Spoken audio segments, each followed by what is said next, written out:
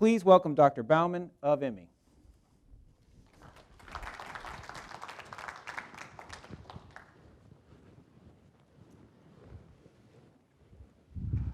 First, I'd like to begin by saying thank you to the organizers for inviting us to all be here, and thanks to you all for sticking around for the second half of the showcase.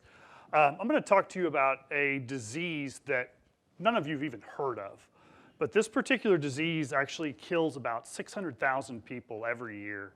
That means about 2,000 people are going to die today, and roughly 30 of those people are going to die while I'm standing on this stage with you today. So where are these people? These are primarily patients in sub-Saharan Africa and Southeast Asia. These are mainly HIV patients.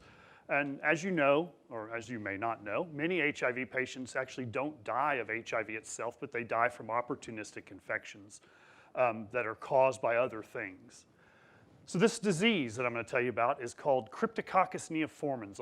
It's easier to say it's fungal meningitis, okay?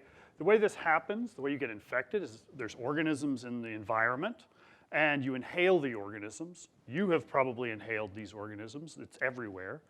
And if you're immunologically normal, then no problem. You fight it off, no big deal.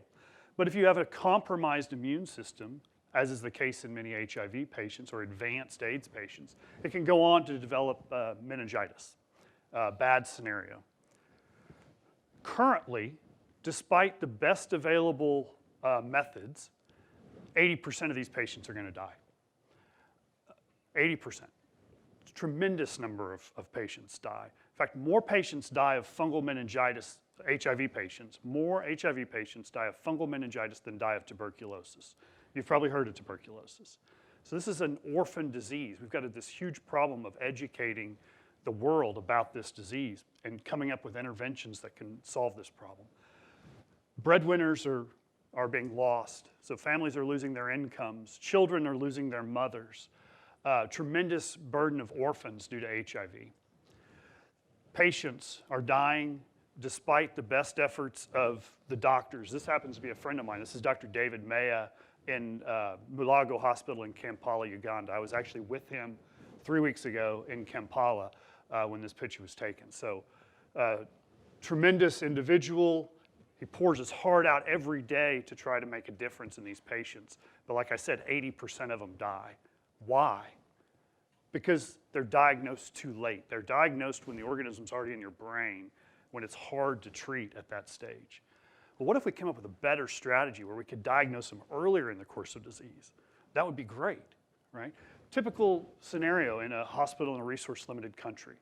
You don't see a bunch of nurses walking around in uniforms in this type of environment. What you see is sick patients and their families that are taking care of them.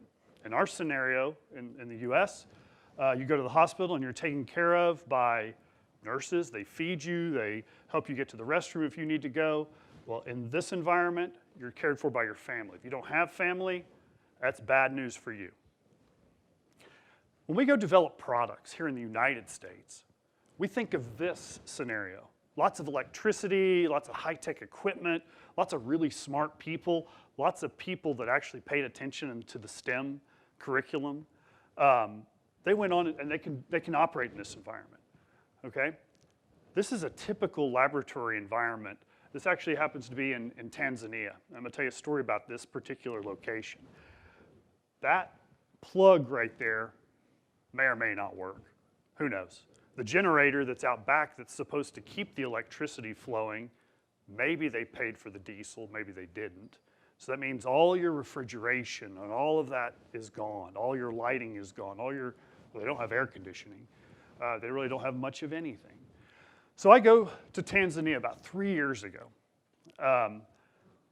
to do a training workshop to help figure out why are these patients dying? What can we do to help this, and to see the situation with my own eyes. The lab technicians pulled out of the refrigerator, this is one of our kits, just totally mauled. We didn't appreciate the challenges of just transport and the high humidity and the in and out of these just crazy environments, and that's what the FedEx truck looks like. Okay, you just don't appreciate these things until you see it with your own eyeballs. Okay, this is out in front of the World Health Organization office in in Dar es Salaam in Tanzania. This is the same vehicle that's going to carry my stuff to my customers in Tanzania, okay? You've got to understand the problem. And this picture, I think, says it all. And this was a very transformative time for me. I see this kit come out of the fridge. It's totally mangled and destroyed. And I realized, geez, this thing, to really make it work right, you need a refrigerator, you need trained technicians, you needed equipment, you needed all these different pieces. And I needed 1 milliliter of water to rehydrate a reagent. And an hour later, I actually got the water. I mean, it was a total disaster because of what? Because I didn't know my customer. I didn't know the situation that they are in and the challenges that they are faced. This is from rural Kenya. I was driving around. I was sick of being in Nairobi. I wanted to get outside of the city. I just wanted to see real world people and life. And this was at just beside the road, this sign. I was like, that's it. It's keep it simple.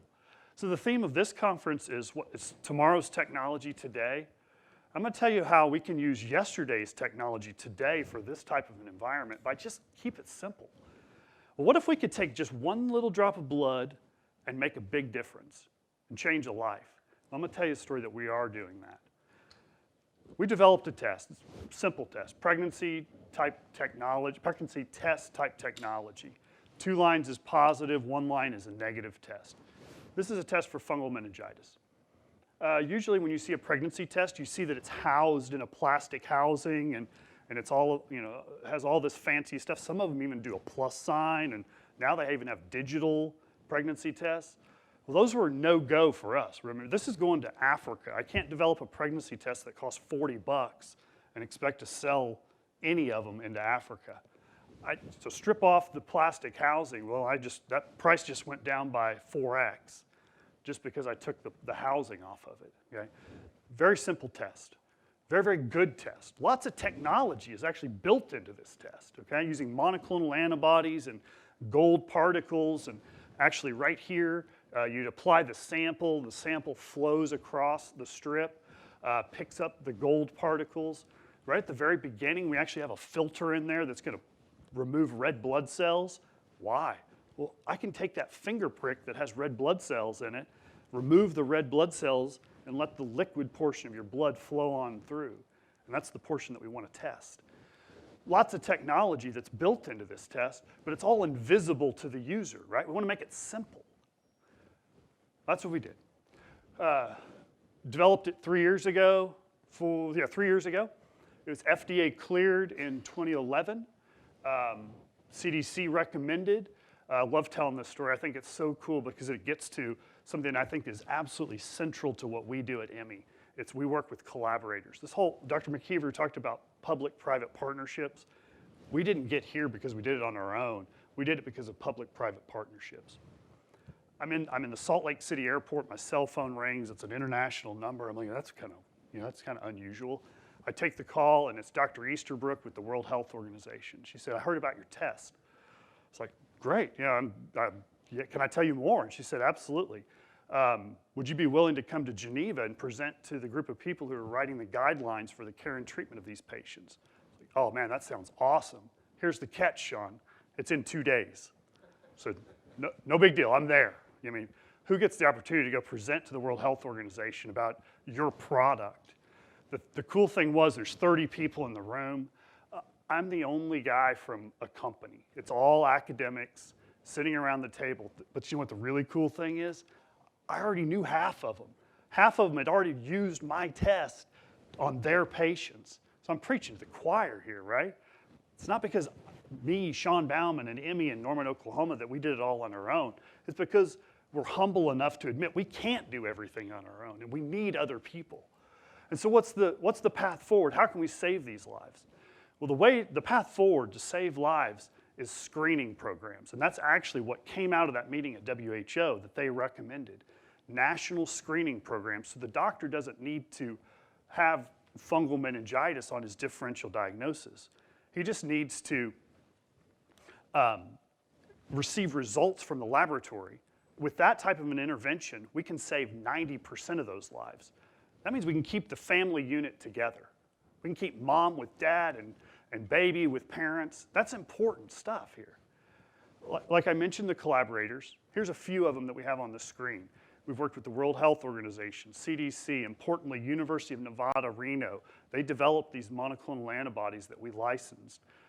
The beautiful thing about working with University of Nevada, Reno, we were on the same page, and it took about 4 emails, and we basically had the whole license agreement all laid out. It's a win-win scenario. The Clinton Foundation, I was with those folks in Uganda and Kenya just recently. I could go on and on. Funding through OCAST. One exciting thing, CDC says by 2015 they want to equip half of the labs in Africa and Asia with this test. So they think they save 50 to 100,000 lives every year. I'm gonna take it a step further. We're gonna go try to save 100,000 lives every year. That's mom and dad, right? But if we can keep mom alive, just mom alive who would have died otherwise of fungal meningitis, we can save 100,000 orphans every year. Every year. I mean, that's amazing.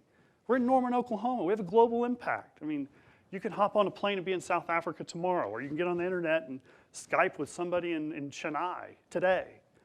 That's what we do at IMMY. We change lives one diagnostic at a time. Thank you very much.